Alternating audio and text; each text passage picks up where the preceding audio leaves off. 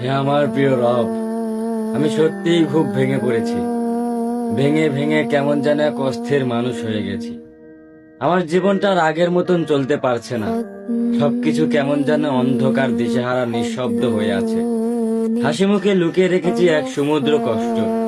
কাউকে কিছু বলি না, কারণ সবাই নিজের মতোই ব্যস্ত। তবে আপনি জানেন রব, আমার ভাঙা মনের প্রতিটা শব্দ। আপনি তো ভালো করেই জানেন আমি কতটা অসহায়। হে আমার রব, আমি আর পারছি না।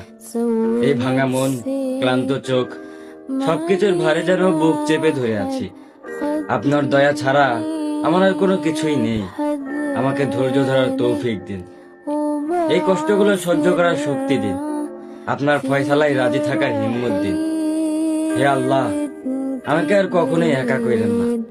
আপনি ছাড়া কেউই বোঝে না আমার এই নীরব কান্না।